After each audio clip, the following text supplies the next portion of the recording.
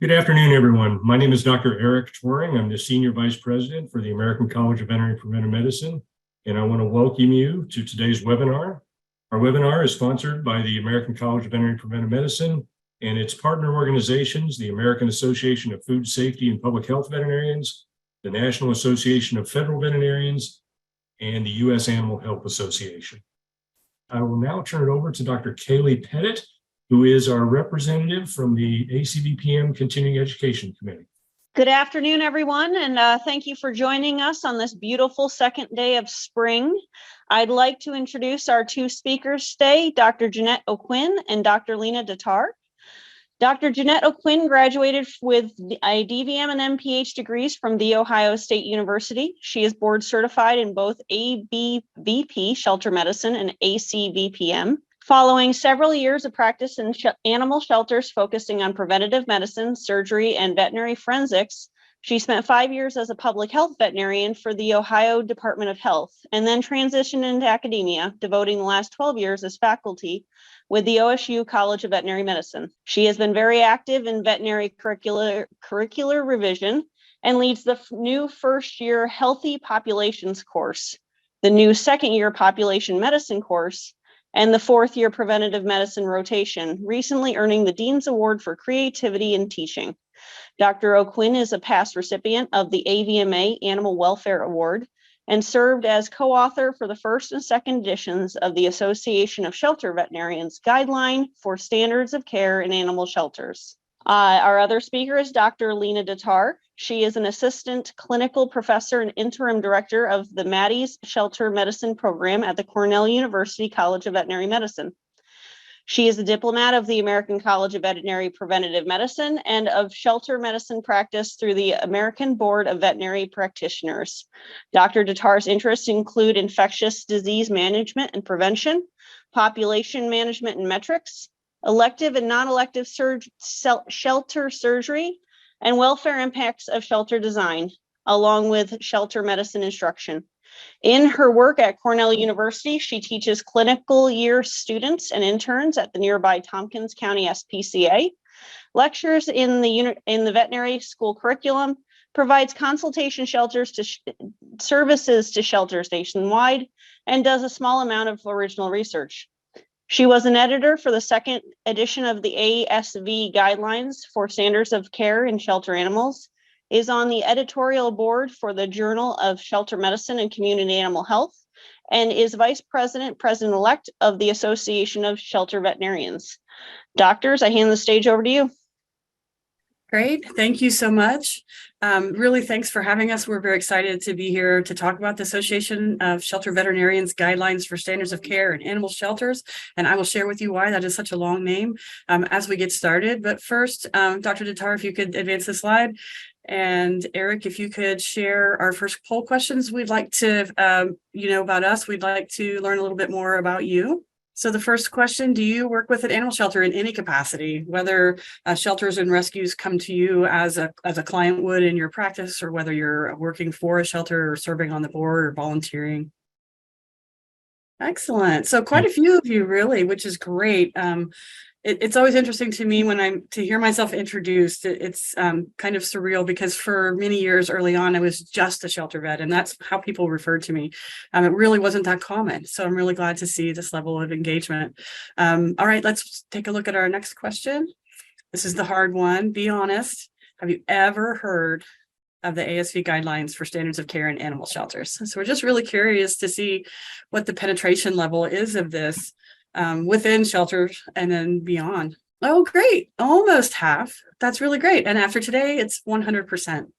Thanks so much. All right. So what we want to do today, I'll start off talking about kind of the history and why we put the guidelines document together. We'll introduce the 5 domains animal welfare framework. Hopefully that's something that you're a little bit familiar with. And share some highlights from the document. And then at the end, we'll kind of wrap up with how this document is intended to be used by shelters and then by veterinarians who are supporting shelters in a variety of ways. So we couldn't really talk about this or do any of the work that we do without these fine ladies Jane Scarlett, Lila Miller, and Bonnie Off Sharpie. They founded the Association of Shelter Veterinarians, really bumped into each other at a veterinary conference looking for information on shelters and shelter medicine, and found each other through a common interest.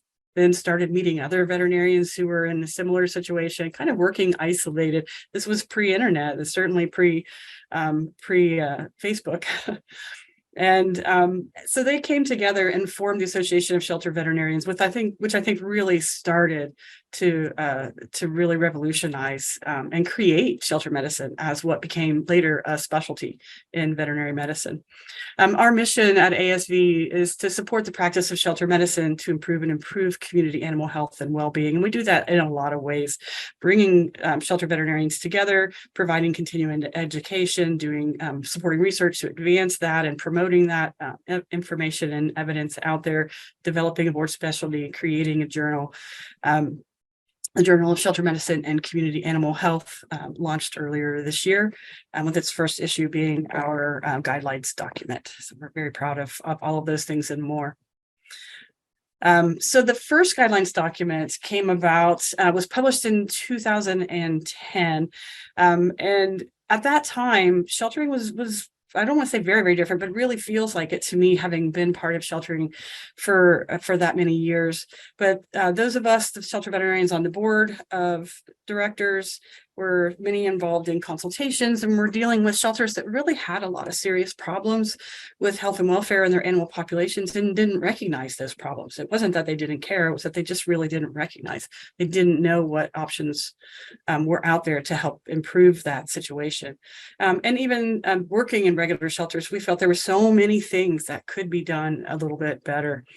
So we decided to develop this guidelines document, and it's the standards of care, guidelines for the standards of care in animal shelters, because the shelters are developing their own standards of care and we're providing guidelines to help them do that. There's not a one size fits all approach to this. And so as such, this document was intended to not be prescriptive. It's not an operations manual to tell you how to do things. It's really guidelines, and hopefully that will make a bit more sense as we go through. And we based that on the framework of 5 freedoms, which was very prominent at the time. And this really was designed to help shelters self-assess in their efforts to improve. And also so many so many shelters struggling with staffing issues and budgeting issues and difficulties in getting more of both of those. So this is a great justification. We need this level of staffing, and here's how we determine this level of staffing based on this guidelines. And it has helped a lot of shelters over the years to get resources that they need to do the job that they would really like to do. It really has been amazing to watch this go from kind of landing with a thud to really becoming the backbone of so many shelters across the country, and the go-to guide for not just a typical animal shelters, but rescues and sanctuaries, foster homes. And we've seen it utilized in a lot of other population settings and even in disaster response settings. So it's kind of grown beyond its original intent. I think it has impacted a lot of areas. Other countries became very interested in this. Some of them brought it over, translated it, and started sharing that among their shelters, sort of adopting it, if you will. I know Canada specifically, and many other shelters as well, or many other countries as well. And in the United States, over the last couple of years, it's actually been incorporated, although it's not a regulatory document. Some of that language has been incorporated into regulations in several states. So I do need to recognize the group of authors who put the first edition together. We worked on this for several years. There was nothing out there like that at the time in shelters. And so it was really a labor of love and passion to bring this together and share the document. I won't list all of the 14 authors, but they are here. Go ahead. As with all good things, time marches on, we learn more, and things change and things expand. And some things that at the time we thought were really pushing the envelope now are mainstream. And we want to push the envelope a little bit further beyond that, always moving forward to improve animal welfare and health in these environments. So around 2018, we decided to do a survey, and we surveyed shelter staff, shelter administrators, shelter veterinarians. Hey, what's working well from the document? What's missing that you wish was there? What's outdated? What need updated? And what new information is out there? And we got a huge response to that. Decided was definitely past time to update the document. So the ASV board formed a task force of 19 shelter veterinarians. And as with the first time, we really tried to select authors who were experts in their fields, but also could represent the breadth and the diversity of what goes into shelter medicine, while also representing different geographic areas of the country and experience in different types of and sizes of shelters across the country. All right, if you want to move on. Next. And here's our list of 19, we expanded a little bit, authors who worked on the second edition. And just a quick glance of that will show you, right, just the diversity across the country. And I'm going to hand it over to Dr. Datar. Hello, excuse me. So in addition to needing, the breadth and depth of experience from all of the authors, and then we have the original document as well, we really felt like we needed to have an ethical basis for our recommendations. And that incorporated a couple of things. The first one was having a guiding principle, and that is that we as shelter veterinarians and as shelters need to meet animals' physical and emotional needs. And that principle is true regardless of the mission of the organization or the challenges that are involved in meeting those needs. And that's because there will always be animals that are being cared for in shelters or in vet clinics or however that looks like in the future, but that those animals' basic needs don't change. How shelters go about helping those animals and veterinarians go about helping those animals does depend on their resources, but those needs themselves, there are fundamental needs. And we had used the 5 freedoms in the first edition as our framework for organizing these needs. And we like the 5 freedoms a lot. In case you haven't recently read the 5 freedoms or aren't familiar with them, that those are the freedom from hunger and thirst, the freedom from discomfort, the freedom from pain, injury, or disease, and the freedom to express normal behavior. And the freedom from fear and distress, which we think are extremely important. Like those are crucial, but we really started to feel like that wasn't quite enough. So we went looking for sort of an above and beyond type of animal welfare framework, and we stumbled upon the 5 domains model.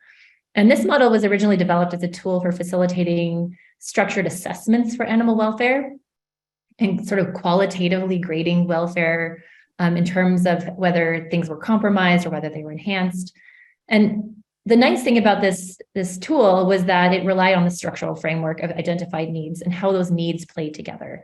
And so that then became somewhat of the tool itself. So further developed as a standalone model for animal needs.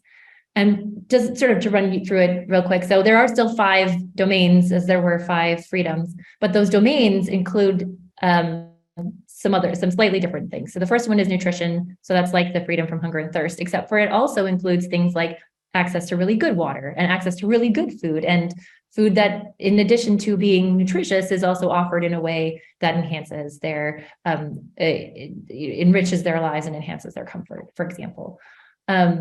So that would be the first one. The second one is their environment. So that is how the atmosphere of their where they're living influences their well-being, and that could be like the freedom from pain and distress. It could be like the freedom from discomfort, but it also is just sort of you could have a really good environment that was enhanced, as well as having a poor environment that was taking away from your ability to have good welfare. The same is true with health. So you can be injured or you can feel really great. And it's a wide range. And then behavior, we ended up changing the word here to opportunity, but it is essentially behavioral opportunity that we're talking about. So do you have the behavioral opportunity to do the activities and see the people and animals that you would like to see and hang out with? Do you have access to other dogs? Do you have access to other cats? Do you have access to the people that are taking care of you? And you can have bad experiences with those animals and people, and you can have really good experiences with those animals and people. And we wanted a framework that could take all of those into account. And then with this model, all 4 of those other domains feed into what we call the mental domain. And this is sort of the black box one. We can't really ask an animal how they feel like we can with people. And a lot of welfare frameworks in humans are designed for subjective analysis of, do you feel like life is worth living? And we can't do that for animals. And so we have to come up with other ways of talking about it. And so this is one way of talking about it, by assessing these other 4 domains and then inferring that 5th domain, that mental domain, based on what we can see on those other 4. Another way to talk about it is this sort of pyramid of needs. And so we talk about those survival related factors. So those are going to be those first 3 domains of the nutrition, the physical environment, and the health. And we know if you take away the ability of that animal to survive in that physical environment, if it's too cold, if it's too hot, they will die. And we know that. And that's up until that point, their welfare is really poor in a lot of cases. Just the same if you don't feed them. Obviously physical health, if you don't have good physical health, it's a nice segue, then you could not survive. That is a thing. Similarly, we do know that behavioral interactions are extremely important. And so we know that even if an animal has all those survival related factors, there are times when they do not survive because they are deprived of these behavior opportunities. They're not allowed to do the things that they thrive when they do. They don't have the social contact that they need.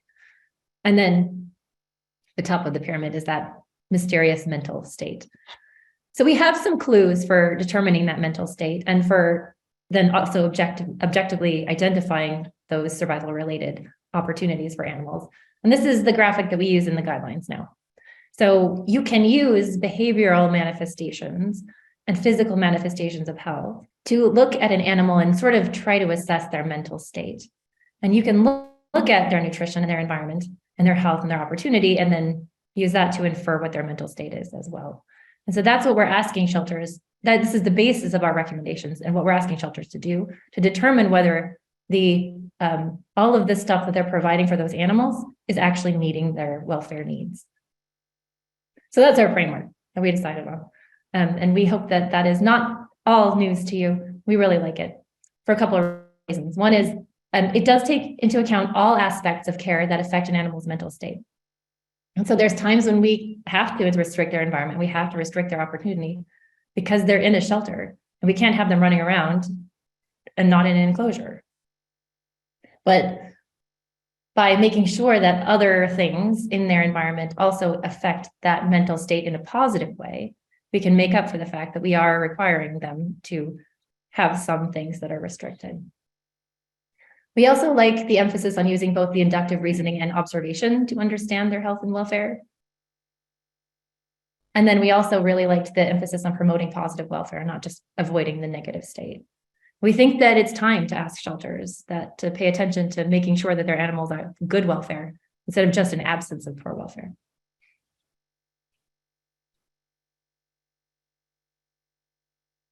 And so then also back to the document, now that we have a framework of the sort of animal welfare that we're asking shelters to assess, we also need to draw some boundaries for ourselves, because at some point the document has to be finished, and at some point it has to be readable and a reasonable number of pages. And so we did limit what we did. Again, as Dr. O'Quinn said, this is not an operational manual. It is the what and the why behind what we are recommending for operations if we have specific recommendations. And then we did limit it to cats and dogs. But cats and dogs make up about 90%, we think, of animals that are being served by animal shelters and rescues in the country at the moment. That number is goes up and down year to year and depends on the different shelters in the different part of the country, but it is the majority of the animals. We thought about including the exotic species that we do see a fair amount, but we decided that we couldn't do that in a document this size. And then we did limit it to animals that are within the care of animal shelters, even though a lot of shelters provide community services to their communities. And that includes things like public spay neuter and food banks and things like that. I do know that rabbit guidelines are coming out. And I also do know that guidelines for community engagement are coming out. And so those are some things to look for in other documents. Jeanette, back to you. Great. All right, so we're going to go pretty quickly kind of how we put this together. I think it's really important for veterinarians, especially, to understand what went into this consensus. So we're going to go through that. Initially, we met face to face right before the world shut down. So we had plans to meet many times, and we had to convert all of that to Zoom, but I think we made that work for us. So we made all these major decisions that Dr. Datar kind of just shared with you. What's our framework? And then we looked at what are our sections? What do we want to add? Looked at all the information we had gathered from our stakeholders and those who are using this document on a day-to-day basis. We developed our sections and added 2 new sections, veterinary forensics and disaster response as they impact shelters. And then assigned the authors and did a huge literature review. Let me tell you how much the shelter-related literature has grown in the last 15 years. It's just amazing to see that growth. It was also a lot to go through. I mean, we wanted, just like the first document, it was evidence-based. There was less evidence then. Now we have a lot more evidence to base our recommendations on, and we were very pleased by that. And then our section authors drafted some key statements. We'll talk about what those are in a little bit. And then we went through a large, long, lengthy process to get those all worked out, and then drafted the text around those. Just by way of, you can advance, Dr. Datar, just by way of a little bit of background, we wrote the original document as text, and we used these key words: unacceptable, must, should, ideally, very, very purposefully. Like, we did not use them unless we intended that to be an important thing. That people needed, like, you need to do this. Unacceptable is a practice that should be avoided and should be prevented without exception. This is almost borderline animal cruelty in some cases if you do this. Must is something that we feel very strongly needs to happen in order to ensure that you're providing humane care. You must do this. Again, we're not regulatory at all, but we use these words and define them as you see here. Should. This is something that we expect all shelters, with few exceptions, to be able to do, and they should be striving to do this. This is an important practice. I think in the original document, there are a lot of things, let's say, in the original document that were shoulds that we turned into musts for this document, because the quality of care has shifted so much over the last 10 plus years. And ideally, this is not a best practices, everything is best practice. This is not a minimum standards that we're providing. We're providing the full spectrum, and there are always ways that people can improve. If this fits for your shelter, if this is something that you can aspire to, you have the resources to do, ideally this would be an even better yet. And so that's how those were used. Same framing in the original document, but we wrote the text with these in it. And then later, some industrious people pulled them all out and made a checklist of them. And we thought that is brilliant. And so what we did with the second document was we decided to start with a checklist. And there were some issues, they weren't intended to be pulled out in the original document, but we very intentionally made them that way this time. So we created our checklist first of key statements, and we used that then as the skeleton to build the rest of the document on. So what is a statement? What is a key statement? It needed to be able to stand alone if you had pulled it out of the text. It needs to be evidence-based. That was really important for us, especially the musts, or at least in line with current knowledge and best practices. And all of these are then our consensus from the experts who were there. Clear, concise, specific, no jargon. We were writing this document not just for veterinarians, but for shelter professionals. So we had to always keep in mind our target audience. The statement needed to have a clear impact on the health and or welfare of animals. And apply to all the shelters. And that includes rescues and many other things, as we already mentioned. It needed to be action-based, not value-based.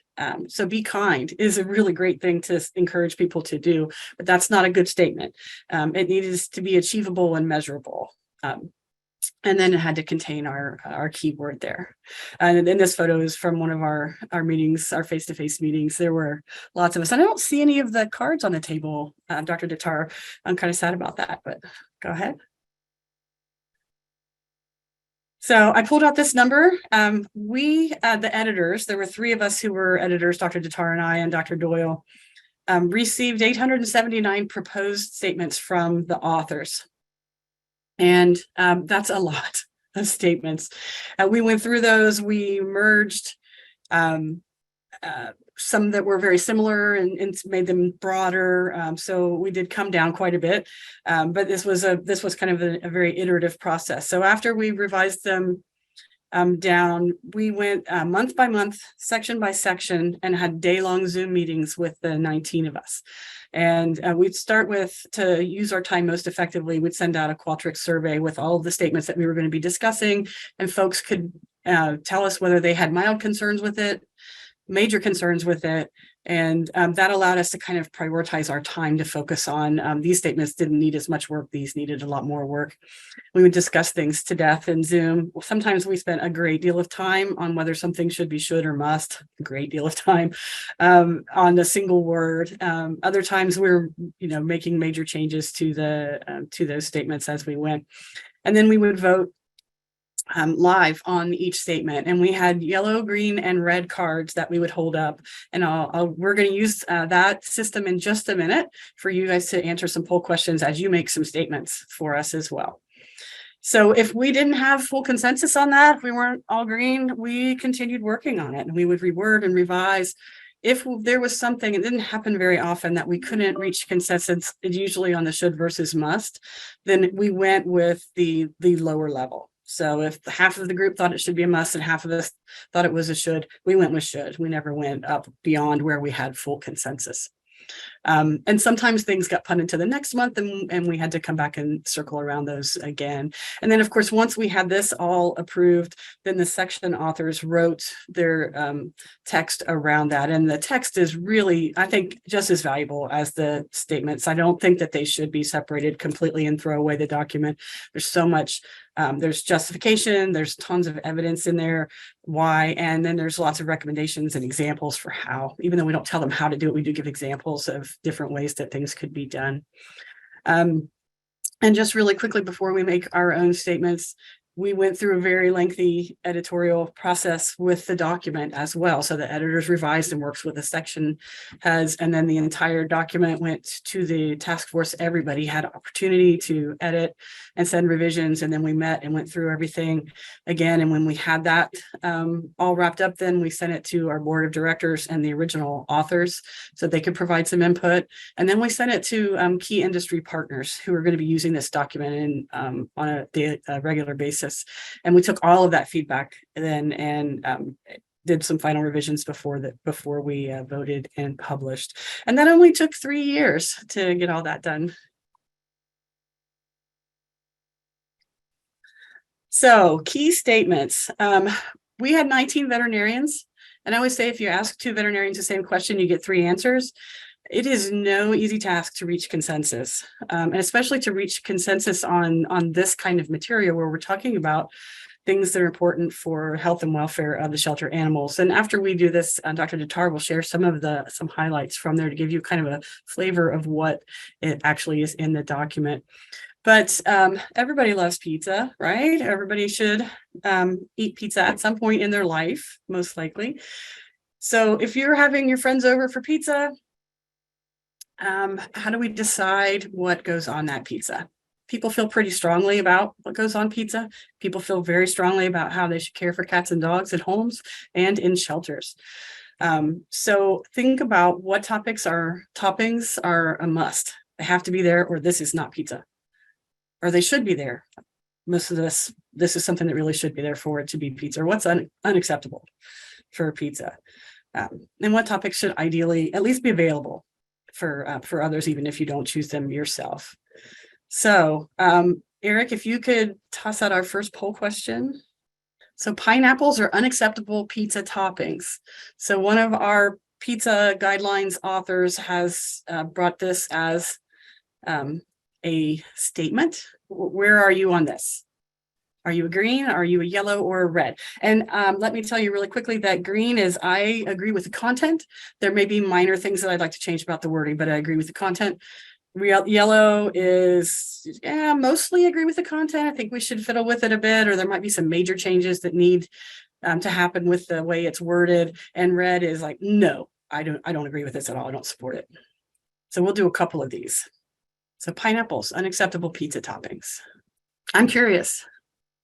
Green. So 15% of the people are in full support of this. We've got about a third in yellow and just over half that are like, no, it's not unacceptable to put pineapples on pizza. Okay, so imagine now that you're sitting on a Zoom call with 19 veterinarians and you need to create a statement about pineapples on pizzas that that everybody agrees with, right? So these are rather lengthy discussions. Let's try another one. Clearly that one's not going to be a must, right? And maybe it's not going to make it at all. So cheese must be on every pizza. Cheese must be on every pizza. All right, yeah, so 62% cheese must be on pizza, right? We've got a nice breakdown, and we've got 13%, right? So sometimes in the discussion, something might come up that the original people who drafted that hadn't really considered. And it's like, oh, what about the vegan folks? And they're not going to want cheese on their pizza, at least not dairy-based cheese. And so it'd be like, oh, and everything would shift and we would revise. And so I think that having the number of people that we had was really important for us to get all of those different perspectives. And then the stakeholder feedback as well. All right, let's do the last one. And then we will leave our pizza behind. Anchovies, a little bit divisive here. Ideally, anchovies are available for order. So you don't have to have them on your pizza, but they should be available for other pizzas. All right, so still pretty divided here, right? But most folks agreeing that they should be available. Wow, that was actually more divisive than I was expecting. Yeah, me too. All right, so hopefully that gives you just a little bit of a sense of the process. So when I say it only took us 3 years, hopefully it puts that into a bit more perspective. And I think we spent a little bit over a year on this stage alone. And we got a lot accomplished. Okay, let's move on.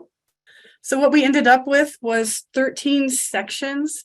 I'm not going to read them all to you, but there are just a couple that may not be apparent. So management and record keeping are really planning, training, and oversight needed to function as an organization, provide veterinary care, and meet community needs.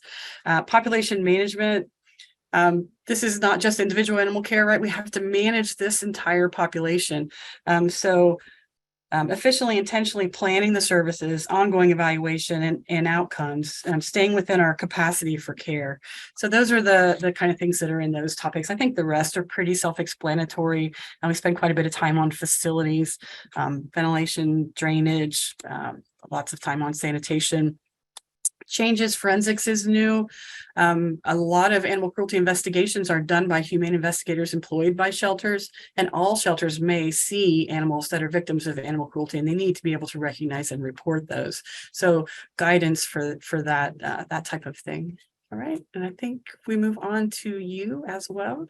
The document contains lots of resources. So not just the tons of citations, but resource lists that shelters can go to get more information, especially if they're looking for something more operational. Yeah. Yeah. And of course, there's the whole public health section, which I'm sure that members of this audience will find very pertinent and refreshing when talking about small animal health. But so we pulled out some highlights in different, not by section, but by different sort of overlapping category. And so the first category that we pulled out was operations, because this is how shelters are running their own operations. And in the United States, especially, there aren't a lot of shelters that are part of an umbrella group of organizing, like an organizing body. Most shelters operate independently. There are some that are affiliated with others, but way less so than, for example, in the UK, where a lot of the dog homes are run by Dogs Trust and things like that. So we wanted to give some guidance for those individual shelters managing their own operations, and not just their own operations, but sort of their role in the community. And so one of the things that we called out in the management and record keeping section was focusing on community needs and strategic partnerships.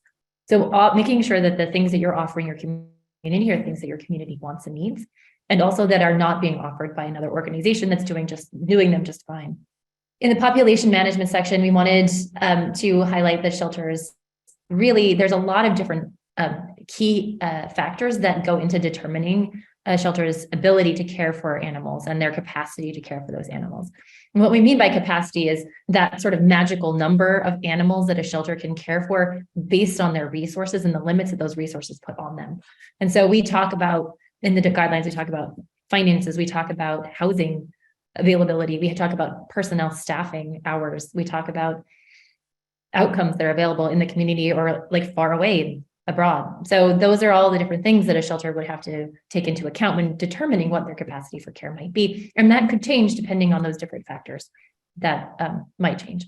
And then how to responsibly engage with, as Dr. O'Quinn mentioned, the forensics cases and disaster response. Are you a shelter that has the capacity for care to absorb animals that have been displaced by a disaster or not? And if you don't, then you shouldn't take them. So that, for example, the relationship between length of stay and shelter population is one of these highlights that I wanted to pull out from the population management section. How the amount of time that an animal stays in the animal shelter plays a huge role in terms of the number of animals that you're caring for on a daily basis. And so in this graph, the line to pay attention to here is the average daily population compared to the average length of stay. So if an animal stays 7 days in the shelter and you average 10 animals coming in every day, then you will have 70 animals in your population, which seems like a comfortable number. If your animals stay 21 days each, you will have 210 animals in your population at any given time, and you will be able to help the same number of animals every year that you would have been able to help if they'd only stayed 7 days. So hopefully that's illustrating that.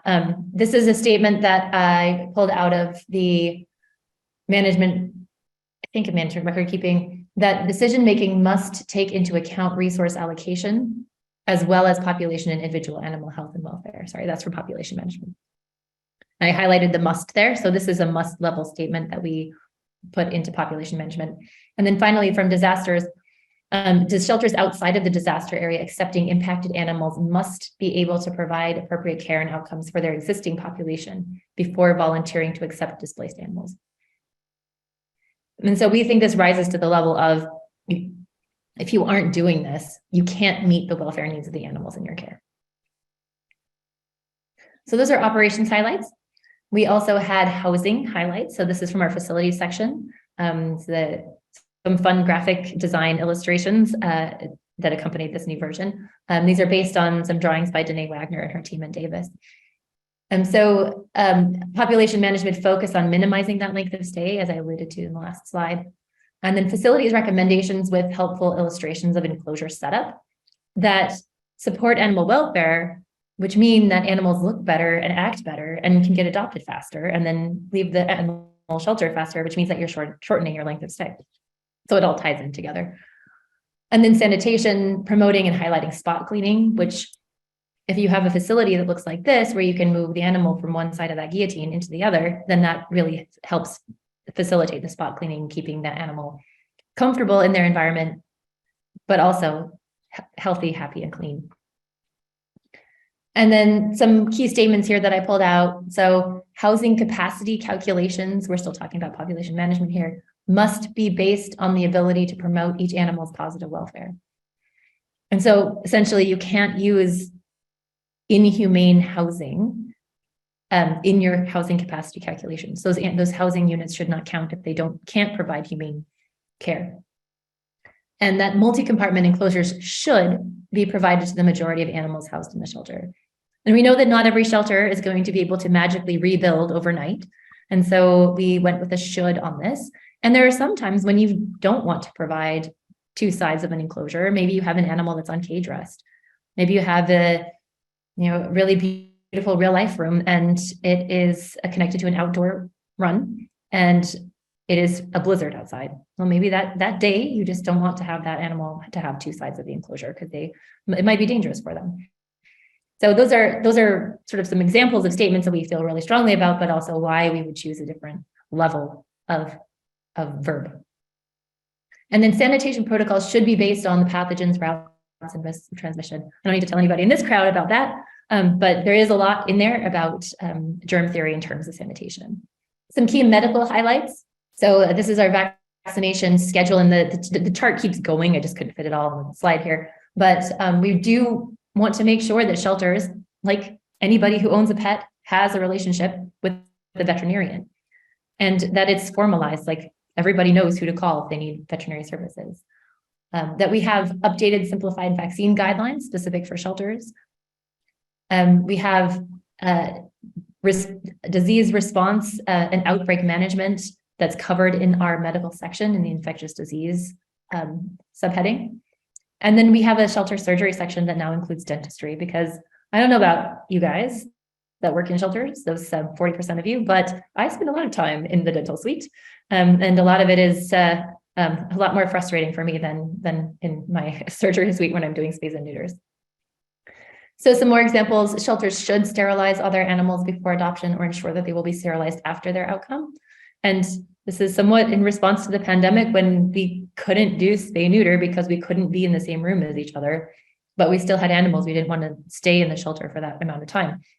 And so we're allowing shelters to be creative about how they access those spay neuter services, but reminding them that we need to ensure that all those animals get sterilized. And then, your classic outbreak response. So physical separation must be established between sick, exposed, at-risk, and unexposed animals or groups of animals. So laying that outbreak response and management out there for the folks who are reading this document. And then the last highlight section that I wanted to bring to your attention was behavior. And this is, some of it is about animal handling. So we really emphasize in here that the least intrusive restraint needed should be used whenever an animal is being handled. And sometimes that means no restraint whatsoever. And sometimes that may mean more restraint, depending on what needs to happen. We have an expanded recommendations for behavior assessment. So the behavior evaluation test is not recommended for every animal. And in fact, we recognize that there are times when this test can cause harm to those animals and not give us a reliable result. And so that is a new recommendation in this version. And then we do include a risk assessment for animals at risk of causing harm to people, which includes things like responsibly making sure that animals get euthanized if that's what needs to happen. For animals, shelters must have comprehensive protocols in place for recognizing and mitigating stress and associated negative emotions, including fear, anxiety, and frustration. And that enrichment must be given the same significance as other components of animal care, such as nutrition and medical care. And this is that second tier of that pyramid. And then our human-focused highlights. So beyond the animal shelter, we really, we know that animal shelters have animals, and that's why we care about the animals in there. But we also care about the people that are in the animal shelters. So we think that people working in shelters should reflect the diversity that they see in their communities in order to better serve those communities and the animals that are coming in. That we have a focus on keeping pets with their owners in the population management section. If you can keep those animals out of the shelter, you don't need to take care of them in the shelter.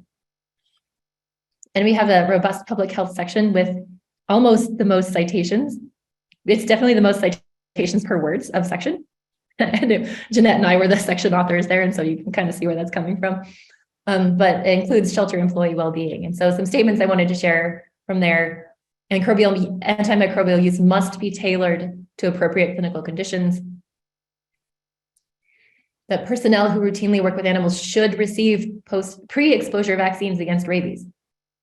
Yeah, I know that that's not going to happen for everybody who works in an animal shelter. They're really expensive, but they really should. And the last sentence of the guidelines document is that providing personnel with the skills, resources, and authority to excel at their jobs creates a beneficial cycle, improving human, animal, and population health. All right.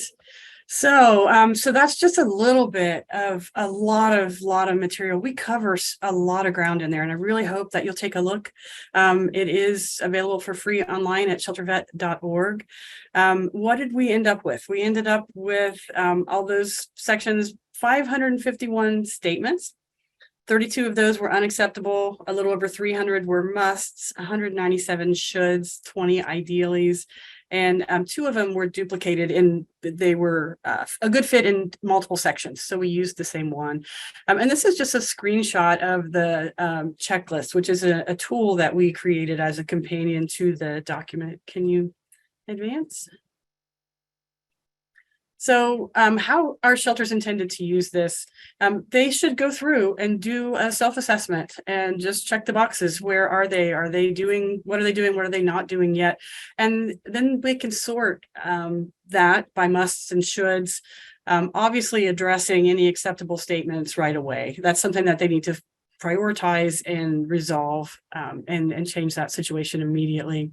And then they can take the rest of those. We don't want everybody to rush to try to fix everything at once. They need to be very thoughtful about how they approach this. And so this tool will allow them to prioritize and then kind of create timelines then. Like these are the things we want to work on first. Maybe they don't take as much of a resource. Maybe it's an operational change.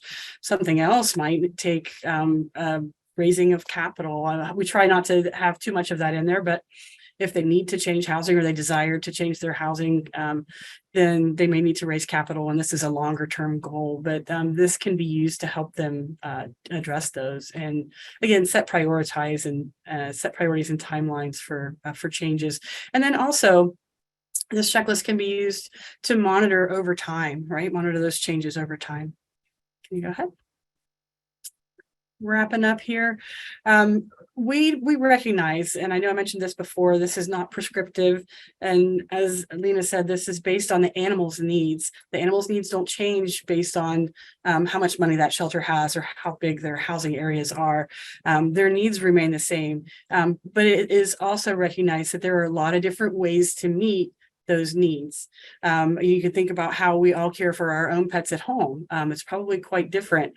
Some things that are the same, other things that are very different. And as long as we're meeting those basic needs, we're fine. There's a lot of different ways to do that. And that's why this document is not an operational document. All right. I think I covered, I don't want to keep us too long because I want to leave some time for questions. I would like to give a shout out to the Association of Shelter Veterinarians again. This document is one of two major documents that they create and curate. So that we also have veterinary medical guidelines for spay neuter programs, which have been published in JAVMA. We have several position statements relevant to all things shelter and would really anybody who's working with shelters, I think, would find those to be an incredibly valuable resource. We also help develop continuing education tracks at several major conferences across the country. We have members only forums, a safe space for shelter veterinarians to talk about tough cases, operational issues, well-being comes up quite often. So it's a really great way for us to learn from each other and also support each other. Every year we get together and celebrate our accomplishments for the year. And we're going to have a great celebration coming up next month because we've done a lot this past year. There are a lot of job openings in shelters. It's a very rewarding job. It's a very stressful job, but it's veterinary medicine, right? There's a lot of jobs out there available, and we do keep a posting list. If you have people who are interested, or if you're interested, I encourage you to check that out. All right. And we can take questions from anybody. I know there were a few in the chat. So we've got a few questions. We'll ask the first one. Shelter medicine has a lot of overlap with, potentially laboratory animal medicine, a lot of overlapping themes. And how often do the two groups work together? Well, I can tell you that we do cite the laboratory animal guidelines in our guidelines. And I personally talk to some of our lab animal folks here at Cornell, I would say a couple times a year, about common issues that we have. So I feel like we're pretty well connected. What do you think? Yeah, I would agree. I mean, we certainly have, especially in the first document, relied a lot on the literature and the great work that's been done there on managing companion animals in populations. I'd love to see more interaction and more work. I have also seen things kind of go the other way, where our local university lab group was relying on this document to really help them redevelop their enrichment program for the animals that they have that they're confining over long periods of time.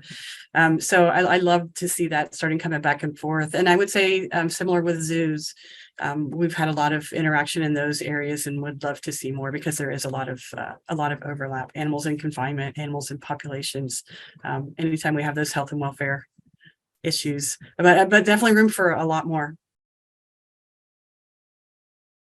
Excellent. I'm going to lump two questions together here, kind of regarding support from the Shelter Veterinarian Group. You know, does the association or does your group ever visit shelters that are in need of assistance or guidance to make sure that they are following those groups? And the second part of that is, are there any talking points or other resources you might have that could help non-veterinarians and individuals asking about how to convince their county on providing funding to hire a vet assistant, vet techs, et cetera? So resources available to folks in the field. So the Association of Shelter Veterinarians is not an accrediting body. It's just a group of vets that get together and sort of try to help people. There are a lot of other institutions that do consultations. I know that there's at least, I think, at least more than 20 organizations that do consultations. That includes academic institutions like mine and Jeanette's. It also includes organizations like the ASPCA and HSUS, and then some other for-profit consulting organizations and not-for-profit consulting organizations. So it is absolutely something that shelter veterinarians do, just not our association. Do you want to take the next one, Jeanette? Yeah, sure. I think this document can really help with that, right? What can we do with this document? So people who are in the community who would like to see improvement in their shelters, right? Share this with the shelters. Veterinarians, share this with your local shelters, with other veterinarians. This could be shared with boards, county commissioners and shelter boards. And it definitely has been. We've had so much feedback about how this was so beneficial in getting additional resources allocated to a shelter in a very resource limited area, right? They're fighting with a lot of great other public programs to get money if they're in the, in a governmental facility. So the information in here can be really useful in that respect. And it is a document not for veterinarians strictly. It is kind of written for, it's a lot. I won't lie about that, but it is very helpful for, I think, all levels of people, those in the community looking to help shelters looking to help themselves, looking to help other shelters, and veterinarians looking to help shelters in various capacities, whether they're working directly with a shelter or they are working with a shelter that doesn't have a veterinarian on staff, which is actually, I think, the majority of shelters, at least the majority of small shelters, and those shelters are their clients. So this can be helpful in all those settings. Great. Do you have time for about one more? Mm-hmm. Okay. Kind of off topic or outside the scope of the guidelines, but did the group discuss any resources to help prevent or mitigate compassion fatigue in shelter workers? So the answer is yes, we tried a little bit. So we know that shelter veterinarians and the veterinarians obviously are really at risk for compassion fatigue and burnout and moral struggles. And we, as ASV, that is one of our main concerns at the moment. We do have a position statement on well-being in the shelter for veterinarians and staff that will be published very soon. In fact, we're meeting about it tomorrow. And that document is actually preemptively cited in the guidelines. We're talking about how important well-being is in the shelter and how doing a good job in the shelter helps people with that feeling of satisfaction in their jobs and really does a world of good in terms of physical and mental health of people. And so yes, this document is about animals and how to take care of animals in animal shelters, but there's a lot in here that goes a long way towards supporting human well-being as well. We touch on the importance of well-being and the stresses that are present, and encourage shelters to be very proactive and to establish programs to help mitigate those and to recognize it and to support their staff, and then provide resources for that. I would add that there are several webinar series out there that are free to everybody that I think are really valuable. The Association of Shelter Veterinarians does one with AWA, which is Association of Animal Welfare Administrators. And so this is a huge group, and a lot of shelters belong to that. And so they put together a webinar series, and I think topics like compassion fatigue and things like that have been brought up, along with additional resources, the Million Cat Challenge, ASPCA, and others. So a quick Google search could probably bring up some really good additional resources in addition to the very overview highlight that we provided in the document. Great. And one final question, no matter how excellent a shelter may meet or exceed guidelines, the perception from some of those outside may not align with reality. In these days of calling for greater transparency among public institutions, did you discuss at all the problem of the public image of animal shelters?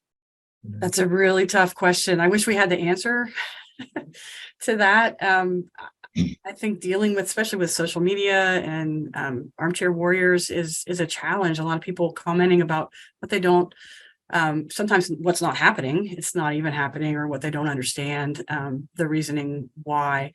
I'm certainly not an expert in PR and how shelters should respond and preemptively share information to be increased transparency and help to mitigate some of that. But there are others out there who are, and have some great information to share on that. I don't know, Lena, if you have anything to add. I was just going to say that certainly we hope that people can use this document to help defend them themselves when they're being attacked for unreasonable claims by members of the public. This is like we as much as we can get sort of the consensus on what good operations are. And so if you're following these guidelines and you can demonstrate that you're doing that, it might help for reasonable people to demonstrate that, whether it's over social media or in court, or however that looks before the board. There's a lot of times when the whole story is not available. Certainly in the guidelines document, we do advocate for transparency for a lot of things. So medical issues need to be disclosed, bites and behavioral issues need to be disclosed.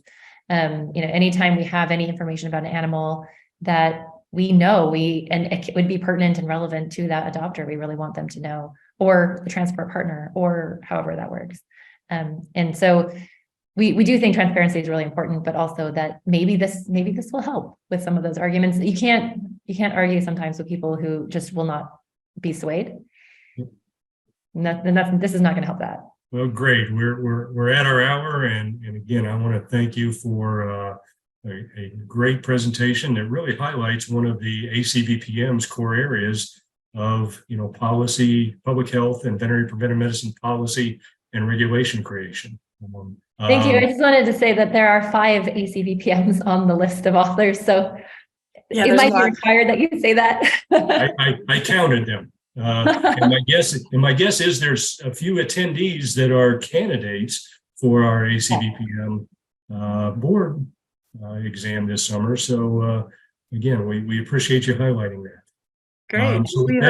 We hope to see them at the conference coming up next month. And if for anybody out there who just is excited and wants to hear more, check out the ASV sheltervet.org website, because we will be having webinars coming up soon to go into more detail and case examples for how these different guidelines can be applied. And thank you so much for your time. Great. So I will turn it now over to Dr. Kaylee Pettit to close us out.